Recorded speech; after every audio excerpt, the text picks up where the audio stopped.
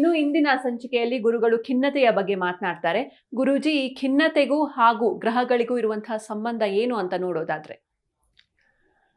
ಈ ಒಂದು ಖಿನ್ನತೆ, ಮಾನಸಿಕ ಖಿನ್ನತೆ, ಡಿಪ್ರೆಷನ್ ಅಂತ ಏನು ಕರಿತೀವಿ ನಾವು, ಬಹಳ ವಿಲಕ್ಷಣವಾಗಿರ್ತಕ್ಕಂಥ ಒಂದು ರೋಗ ಇದು ಅಂತ ನಾವು ಹೇಳಬೇಕಾಗತ್ತೆ. ಯಾಕಂದರೆ ಯಾವುದೇ ಒಂದು ರೋಗವನ್ನು ನಾವು ತೆಗೆದುಕೊಂಡಿದ್ದಾದಲ್ಲಿ ವೈದ್ಯಕೀಯವಾಗಿ ಕೆಲವೊಂದು ವಿಚಾರಗಳಿಗೆ ನಾವು ಲಿಂಕ್ ಮಾಡ್ಬೋದು. ನಾವು ಈ ಪ್ರಾಬ್ಲಮಿಂದ ಆಗ್ತಾ ಇದೆ, ಈ ಒಂದು ರೂಟ್ ಕಾಸಿಂದ ಆಗ್ತಾ ಇದೆ ಅನ್ನತಕ್ಕಂಥದ್ದು. ಜ್ಯೋತಿಷ್ಶಾಸ್ತ್ರದ ಆಧಾರದಲ್ಲಿ ಹೇಳಬೇಕು ಅಂತಲೂ ಅಷ್ಟೇ, ನಾವು ಯಾವುದಾದ್ರೂ ಒಂದು ಗ್ರಹವನ್ನು ನಾವು ನಿಖರವಾಗಿ ಅದಕ್ಕೆ ನಾವು ಲಿಂಕ್ ಮಾಡ್ಬೋದು. ನಾವು ಈ ಗ್ರಹದ ಒಂದು ವೀಕ್ನೆಸ್ಸಿಂದ, ದುರ್ಬಲತೆಯಿಂದ ಈ ರೀತಿ ಆಗ್ತಾ ಇದೆ ಅನ್ನತಕ್ಕಂಥದ್ದು. ಆದರೆ ಇದು ಬಹಳ ವಿಶೇಷವಾಗಿರುವಂಥ ಒಂದು ಸಾರ್ವತ್ರಿಕವಾದ ಸಮಸ್ಯೆ ಅಂತ ಹೇಳ್ಬೋದು. ಇದನ್ನು ಪ್ರತಿಯೊಬ್ಬ ವ್ಯಕ್ತಿನೂ ಅಷ್ಟೇ ಜೀವನದಲ್ಲಿ ಒಂದಲ್ಲ ಒಂದು ಹಂತದಲ್ಲಿ ಈ ಒಂದು ಡಿಪ್ರೆಷನ್ ಸ್ಟೇಟ್ನ ದಾಟ್ಕೊಂಡು ಹೋಗಲೇಬೇಕಾಗಿರುತ್ತೆ. ಅದು ತಾತ್ಕಾಲಿಕವಾಗಿರುತ್ತಾ ಅಥವಾ ತುಂಬ ದಿವಸಗಳವರೆಗೂ ಹೋಗುತ್ತಾ ಅನ್ನತಕ್ಕಂಥದ್ದು ಅವರವರ ಒಂದು ಕೆಪಾಸಿಟಿ ಮೇಲೆ, ಅವರವರ ಒಂದು ಗ್ರಹಗತಿಗಳ ಮೇಲೆ ಡಿಪೆಂಡ್ ಆಗುವಂಥ ಒಂದು ವಿಚಾರ ಆಗಿರುತ್ತೆ. ಸೊ ಡಿಪ್ರೆಷನ್ ಬಗ್ಗೆ ಹೇಳಬೇಕು ಅಂತಂದರೆ ಎಲ್ಲ 9 ಗ್ರಹಗಳು ಸಹ ಡಿಪ್ರೆಷನ್ಗೆ ಕಾರಣವಾಗುವಂಥ ಒಂದು ಸಾಧ್ಯತೆ ಇರುತ್ತೆ. ಇದು ಬಹಳ ವಿಶೇಷ ಅಂತ ಅನಿಸ್ಬೋದು ನಿಮಗೆ ಕೇಳಿದ್ರೆ. ಯಾಕಂದ್ರೆ ನೋಡಿ, ಈಗ ಡಿಪ್ರೆಷನ್ಗೆ ಕಾರಣಗಳೇನೇನು ಅನ್ನೋದು ನೋಡ್ತಾ ಹೋಗ್ಬೇಕಾಗುತ್ತೆ ನಾವು. ಸೊ ಈಗ ಚಂದ್ರನಿಂದ ಬರ್ತಕ್ಕಂಥ ಡಿಪ್ರೆಷನ್ನೇ ಒಂಥರ ಇರುತ್ತೆ, ಕುಜನಿಂದ ಬರ್ತಕ್ಕಂಥ ಡಿಪ್ರೆಷನ್ನೇ ಒಂಥರ ಇರುತ್ತೆ, ಬುಧನಿಂದ ಬರ್ತಕ್ಕಂಥ ಡಿಪ್ರೆಷನ್ನೇ ಒಂಥರ ಇರುತ್ತೆ. ನಾವು ಇದೆಲ್ಲವನ್ನ ಪ್ರತಿದಿನವೂ ಸಹ ಇವತ್ತಿನಿಂದ ಒಂದು 9 ದಿನಗಳ ಕಾಲ ಕಂಪ್ಲೀಟ್ ಸೀರೀಸ್ ಆಗಿ ನಾವು ರನ್ ಮಾಡ್ತಾ ಇದ್ದೀವಿ. ಮಾನಸಿಕ ಖಿನ್ನತೆಗಳಿಗೆ ನವಗ್ರಹಗಳಿಂದ ಯಾವ ರೀತಿಯ ಸಮಸ್ಯೆಗಳಾಗುತ್ತೆ ಅನ್ನತಕ್ಕಂಥದ್ದು. ಸೊ ಮೊದಲನೇದಾಗಿ ಇವತ್ತಿನ ದಿವಸ ನಾವು ಸೂರ್ಯನೇ ತೆಗೆದುಕೊಳ್ತಾ ಇದ್ದೀವಿ. ಯಾಕಂದ್ರೆ ನವಗ್ರಹಗಳನ್ನ ನಾವು ಕೌಂಟ್ ಮಾಡೋದೇ ಸೂರ್ಯನಿಂದ ಆಗಿರೋದ್ರಿಂದ, ಒಂದು ವೇಳೆ ಸೂರ್ಯ ನೆಗೆಟಿವ್ ಆಗಿ ಪ್ಲೇಸ್ ಆಗಿದ್ರೆ, ಜಾತಕದಲ್ಲಿ ರಾಂಗ್ ಆಗಿ ಪ್ಲೇಸ್ ಆಗಿದ್ರೆ, ಯಾವ್ಯಾವ ಪ್ಲಾನೆಟ್ಸ್ ಜೊತೆಯಲ್ಲಿ ಒಂದು ಕನೆಕ್ಷನ್ ಇದ್ದಾದ ಪಕ್ಷದಲ್ಲಿ ಸೂರ್ಯನಿಗೆ ಖಿನ್ನತೆ ಯಾವ್ಯಾವ ಹಂತದಲ್ಲಿರುತ್ತೆ, ಯಾವ್ಯಾವ ಕಾರಣದಲ್ಲಿ ಆಗುತ್ತೆ ಅನ್ನೋದನ್ನ ಇಲ್ಲಿ ನಾವು ವಿಶ್ಲೇಷಣೆಯನ್ನು ಮಾಡ್ತಾ ಇದ್ದೀವಿ. ನಾವು ಸೂರ್ಯ ಅಂದರೆ ಆತ್ಮಕಾರಕ ಅಂತ ನಾವು ಹೇಳ್ತೀವಿ. ನಾವು ಸೂರ್ಯನ ಏನನ್ನ ತೋರಿಸ್ತಾನೆ ನಮಗೆ ಅಂತಂದರೆ, ನಮ್ಮ ಐಡೆಂಟಿಟಿಯನ್ನು ತೋರಿಸ್ತಾನೆ, ನಮ್ಮ ಈಗೋನ ರೆಪ್ರೆಸೆಂಟ್ ಮಾಡ್ತಾನೆ, ಇನ್ನರ್ ಫೈರ್ ಅಂತ ಹೇಳ್ತೀವಿ, ಅದನ್ನು ತೋರಿಸ್ತಾನೆ ಸೂರ್ಯ. ಐಡೆಂಟಿಟಿ ಅಂದರೆ ನಮ್ಮ ಅಸ್ತಿತ್ವ. ಎಲ್ಲರೂ ಬಯಸ್ತಕ್ಕಂಥದ್ದು ಮೊಟ್ಟ ಮೊದಲನೇದಾಗ ಅದೇ, ನನಗೆ ಅಂತ ಒಂದು ಸಪರೇಟಾಗಿ ಒಂದು ಐಡೆಂಟಿಟಿ ಇರಬೇಕು, ನಂದು ಅಂತ ಒಂದು ಬ್ರ್ಯಾಂಡ್ ಆಗಬೇಕು, ನಾನು 10 ಜನಗಳು ನಾನು ಸಪರೇಟಾಗಿ ಗುರುತಿಸ್ಕೋಬೇಕು ಅನ್ನತಕ್ಕಂಥದ್ದು. ಈ ಸೂರ್ಯ ಜಾತಕದಲ್ಲಿ ಎಲ್ಲೆಲ್ಲೆಲ್ಲ ಇದ್ದಾಗ, ಯಾವ್ಯಾವ ರೀತಿಯಾದ ಸಂಯೋಗಗಳಾದಾಗ ಏನು ಸಮಸ್ಯೆಗಳಾಗುತ್ತೆ ಅನ್ನೋದನ್ನು ನಾವು ನೋಡೋಣ. ತುಲಾರಾಶಿ ಸೂರ್ಯನಿಗೆ ನೀಚ ಸ್ಥಾನ ಆಗಿರುತ್ತೆ. ಒಂದು ವೇಳೆ ತುಲಾರಾಶಿನಲ್ಲಿ 30 ಡಿಗ್ರಿನಲ್ಲಿ ಫಸ್ಟ್ 10 ಡಿಗ್ರೀಸ್ನಲ್ಲಿ ಸೂರ್ಯ ಇದ್ದಾದ ಪಕ್ಷದಲ್ಲಿ ಲೋ ಸೆಲ್ಫ್ ಎಸ್ಟೀಮ್ ಅಂತ ಹೇಳ್ತೀವಿ ನಾವು. ಅಂದರೆ ಅವ್ರಿಗೆ ಒಂದು ಆತ್ಮವಿಶ್ವಾಸದ ಒಂದು ಕೊರತೆ ಇರುತ್ತೆ, ಒಂದು ಆತ್ಮಗೌರವದ ಒಂದು ಕೊರತೆ ಇರುತ್ತೆ ಅವರಿಗೆ. ಸೊ ಇದರಿಂದ ಸಮಸ್ಯೆಗಳಾಗ್ತಕ್ಕಂಥ ಸಾಧ್ಯತೆ ಇರುತ್ತೆ. ಸದಾಕಾಲ ಇವ್ರಿಗೊಂದು ವ್ಯಾಲಿಡೇಷನ್ ಬೇಕಾಗುತ್ತೆ. ಯಾರೋ ಒಬ್ರು ನೀನು ಮಾಡ್ತೀಯಾ, ನಿನ್ನ ಕೈಲಿ ಸಾಧ್ಯವಾಗುತ್ತೆ, ನೀನು ಮುಂದಕ್ಕೆ ಹೋಗು ಅಂತ ಹೇಳ್ತಾನೇ ಇರಬೇಕಾಗುತ್ತೆ. ಕಾನ್ಸ್ಟೆಂಟಾಗಿ ಯಾರೋ ಒಬ್ರು ಪುಷ್ ಕೊಡಬೇಕಾಗುತ್ತೆ. ಸೊ ಇದರಿಂದ ನರಳುತ್ತಾ ಇರತಕ್ಕಂಥ ವ್ಯಕ್ತಿಗಳಾಗಿರ್ತಾರೆ. ಸೂರ್ಯ ಮತ್ತು ಚಂದ್ರ ಇಬ್ರು ಒಟ್ಟಿಗೆ ಬಂದಿದ್ದಾದ ಪಕ್ಷದಲ್ಲಿ ಏನಾಗುತ್ತೆ ಅಂತಂದ್ರೆ, ಇವರಿಗೆ ಭಾವನಾತ್ಮಕವಾಗಿ ತಮ್ಮನ್ನು ತಾವು ಎಕ್ಸ್ಪ್ರೆಸ್ ಮಾಡ್ಕೊಳ್ಳೋದಕ್ಕೆ ಆಗೋದಿಲ್ಲ. ಓವರ್ಫ್ಲೋ ಆಫ್ ಎಮೋಷನ್ಸ್ ಅಂತ ಹೇಳ್ತೀವಿ ನಾವು. ಇದರ ಜೊತೆಯಲ್ಲಿ ಇನ್ಸೆಕ್ಯೂರಿಟಿ, ಈ ಎರಡೂ ಸಮಸ್ಯೆಗಳನ್ನ ಬಾಧಿಸ್ತಾ ಇರುತ್ತೆ. ಯಾವಾಗ ವ್ಯಕ್ತಿಗೆ ತನ್ನ ಭಾವನೆಗಳನ್ನು ಹೇಳ್ಕೊಳ್ಳೋದಕ್ಕೆ ಆಗೋದಿಲ್ವೋ, ಮನಸ್ಸಿನಲ್ಲಿ ಇರತಕ್ಕಂಥದ್ದನ್ನ ಅವರು ಬರವಣಿಗೆನ ಆಶ್ರಯಿಸ್ತಾರೆ.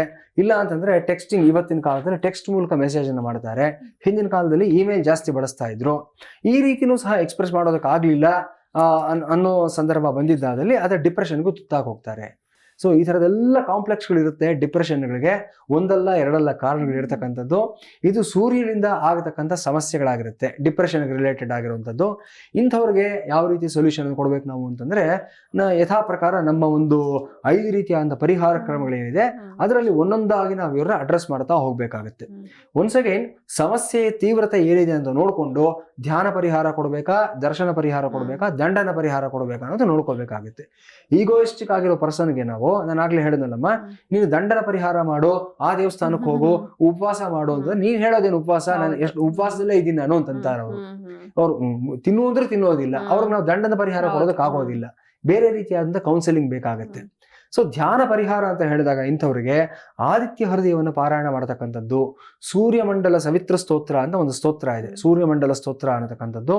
ಈ ಸ್ತೋತ್ರವನ್ನು ಪ್ರತಿದಿನ ಕೇಳ್ತಕ್ಕಂಥದ್ದು, ಜೊತೆಗೆ ಗಾಯತ್ರಿ ಮಂತ್ರವನ್ನ ಖುದ್ದಾಗಿ ಇವ್ರು ಹೇಳುವಂಥದ್ದು ಅಥವಾ ಅವ್ರು ಕೇಳ್ತಕ್ಕಂಥದ್ದು. ಇದನ್ನ ಮಾಡೋದ್ರಿಂದ ಬುದ್ಧಿ ಪ್ರಚೋದನೆ ಆಗುತ್ತೆ ಅವ್ರಿಗೆ. ರೈಟ್ ವೇನಲ್ಲಿ ಅವ್ರ ಥಿಂಕಿಂಗ್ ಆಗಲಿ, ಅವರ ಥಾಟ್ ಪ್ರೋಸೆಸ್ ಆಗಲಿ ಎಲ್ಲವೂ ಚಾನಲೈಸ್ ಆಗ್ತಾ ಹೋಗುತ್ತೆ. ಅವರೇ ಅರ್ಥ ಮಾಡ್ಕೊಳ್ತಾರೆ. ಒಂದು ದಿನಕ್ಕೆ ಆಗೋದಿಲ್ಲ ಅಫ್ಕೋರ್ಸ್, ಇದು ತಿಂಗಳಾನುಗಟ್ಲೆ ನಡೆಯುತ್ತೆ, ವರ್ಷಾನುಗಟ್ಲೆ ನಡೆಯಬಹುದು. ಕೆಲವೊಂದು ಕೇಸ್ಗಳಲ್ಲಿ ನಾವು ಹೇಳೋದಕ್ಕಾಗೋದಿಲ್ಲ. ಅವರ ಟೈಮ್ ಚೆನ್ನಾಗಿದ್ರೆ ಕೆಲವು ವಾರಗಳಲ್ಲಿ ರಿಸಲ್ಟ್ಸ್ ಬರುವಂತ ಸಾಧ್ಯತೆ ಇರುತ್ತೆ. ಬಟ್ ನಿರಂತರವಾಗಿ ಇದನ್ನು ಮಾಡ್ತಾ ಇರಬೇಕು. ಆದಿತ್ಯ ಹೃದಯ, ಸೂರ್ಯಮಂಡಲ ಸ್ತೋತ್ರ, ಗಾಯತ್ರಿ ಮಂತ್ರ ಇದನ್ನ ಪ್ರತಿದಿನ ಹೇಳೋದ್ರಿಂದ ಅಥವಾ ಕೇಳೋದ್ರಿಂದ ಈ ಡಿಪ್ರೆಷನ್ ಇಂದ, ಸೂರ್ಯನಿಂದ ತುತ್ತಾದಂತ ಡಿಪ್ರೆಷನ್ ಇಂದ ಹೊರಗಡೆ ಬರತಕ್ಕಂಥ ಸಾಧ್ಯತೆ ಇರುತ್ತೆ. ಎರಡನೆಯದು ಧಾರಣ ಪರಿಹಾರ. ಇಂತಹ ವ್ಯಕ್ತಿಗಳಿಗೆ ಏನ್ ಮಾಡ್ಬೇಕು ನಾವು ಅಂತಂದ್ರೆ, ರೂಬಿ ಇರುತ್ತೆ, ಒಂದು ರೂಬಿ ತಗೊಂಡು ನಾವು ಬಂಗಾರದಲ್ಲಿ ಉಂಗುರ ಮಾಡಿಸಿ ಅವ್ರಿಗೆ ಹಾಕ್ಬಿಟ್ರೆ ಖಂಡಿತ ರಿಸಲ್ಟ್ಸ್ ಬರೋದಿಲ್ಲ. ಇವ್ರೇನ್ ಮಾಡ್ಬೇಕು ಅಂದ್ರೆ ರೂಬಿ ಸರ ಹಾಕೋಬೇಕಾಗತ್ತೆ. ಇವರು ಒರಿಜಿನಲ್ ರೂಬಿ ಅಂದ್ರೆ ಮಾಣಿಕ್ಯದ ಒಂದು ಸರವನ್ನ ಇವರು ಕತ್ತಲ್ಲಿ ಧಾರಣೆಯನ್ನು ಮಾಡ್ಕೋಬೇಕಾಗತ್ತೆ. ಬಟ್ ಇವ್ರ ಮನಸ್ಥಿತಿ ಹೇಗಿರುತ್ತೆ ಅಂತ ಹೇಳೋದಕ್ಕಾಗೋದಿಲ್ಲ. ಹಾಕದ್ವಿ ಅಂತ ಇಟ್ಕೊಳ್ಳಿ, ಮಾರನೇ ದಿವಸ ಕಿತ್ತು ಬಿಸಾಕ್ಬಿಡ್ತಾರೆ. ಸಾವಿರಾರು ರೂಪಾಯಿ, ಲಕ್ಷಾಂತರ ರೂಪಾಯಿ ಖರ್ಚು ಮಾಡೋ ಒಂದು ತುಂಬಾ ಕಾಸ್ಟ್ಲಿ ಆಗಿರುವಂತ ಒಂದು ರೂಬಿ ಸರ ತಂದು ಅವ್ರಿಗೆ ಹಾಕಿದ್ರೆ ಅವ್ರು ಅದನ್ನ ಕಿತ್ತು ಬಿಸಾಕ್ಬಿಟ್ರೆ ಯಾರಿಗೂ ಏನೂ ಉಪಯೋಗ ಇರೋದಿಲ್ಲ. ಸೊ ಇಂಥವ್ರಿಗೆ ಧಾರಣ ಪರಿಹಾರ 90% ವರ್ಕ್ ಆಗೋದಿಲ್ಲ. ತುಂಬಾ ಕೇರ್ಫುಲ್, ಅವ್ರ ಮೈಂಡ್ ಸೆಟ್ ಏನಿದೆ ನೋಡ್ಕೊಂಡು ಅದಕ್ಕೆ ತಕ್ಕಂಗೆ ನಾವು ಹೋಗ್ಬೇಕಾಗುತ್ತೆ. ಇಂಥವ್ರಿಗೆ ಏನ್ ಮಾಡ್ಬೋದು ನಾವು ಅಂತಂದ್ರೆ, ರೋಸ್ ಕ್ವಾರ್ಟ್ಸ್ ಕ್ರಿಸ್ಟಲ್ ಅಂತ ಬರುತ್ತೆ. ಅದನ್ನ ಅವ್ರು ಮಲಗೋ ಜಾಗದಲ್ಲಾಗ್ಲಿ, ಅವ್ರು ಹೆಚ್ಚು ಸಮಯ ಸ್ಪೆಂಡ್ ಮಾಡ್ತಕ್ಕಂಥ ಜಾಗದಲ್ಲಾಗ್ಲಿ ಪ್ಲೇಸ್ಮೆಂಟ್ ಮಾಡಬಹುದು. ಸೊ ಅಲ್ಲಿ ಇಡೋದ್ರಿಂದ ಆ ಕ್ರಿಸ್ಟಲ್ ಒಂದು ಪಾಸಿಟಿವ್ ಎನರ್ಜಿನ ಎಮಿಟ್ ಮಾಡ್ತಾ ಹೋಗುತ್ತೆ. ಅದು ಅವ್ರಿಗೆ ಗ್ರಾಜುಯಲ್ ಆಗಿ ಅವ್ರ ಸರೌಂಡಿಂಗ್ ಅಲ್ಲಿ ಇರತಕ್ಕಂಥ ಎನರ್ಜಿ ಲೆವೆಲ್ಸ್ನ, ಆರಾ ಲೆವೆಲ್ಸ್ನ ಚೇಂಜ್ ಮಾಡ್ತಾ ಹೋಗುತ್ತೆ. ಈ ತರ ನಾವು ಒಂದು ಟ್ರಿಕಿಯಾಗಿ ಇದನ್ನ ಹ್ಯಾಂಡಲ್ ಮಾಡಬೇಕಾಗುತ್ತೆ. ಧ್ಯಾನ, ಧಾರಣ, ದಾನ. ಮೂರನೇದು ದಾನ ಏನ್ ಮಾಡಬೇಕು ಅಂತಂದ್ರೆ, ಇಂತಹ ವ್ಯಕ್ತಿಗಳು ಭಾನುವಾರದ ದಿವಸ ಇವರು ಗೋಧಿಯನ್ನು ದಾನ ಮಾಡ್ತಕ್ಕಂಥದ್ದಾಗ್ಲಿ, ಅಥವಾ ಕೆಂಪು ಬಣ್ಣದ ವಸ್ತ್ರಗಳನ್ನ ದಾನ ಮಾಡ್ತಕ್ಕಂಥದ್ದಾಗ್ಲಿ, ಅಥವಾ ಮಾಣಿಕ್ಯದ ಹರಳನ್ನ ಇವ್ರ ಕೈನಲ್ಲಿ ಯಾರಾದ್ರೂ ಬೇರೆಯವರಿಗೆ ದಾನ ಕೊಡಿಸ್ತಕ್ಕಂಥದ್ದಾಗ್ಲಿ ಇದನ್ನ ಮಾಡಬಹುದು ನಾವು. ಇದರಿಂದ ಶುಭ ಫಲಿತಾಂಶಗಳನ್ನ ಪಡ್ಕೊಳ್ತಾರೆ.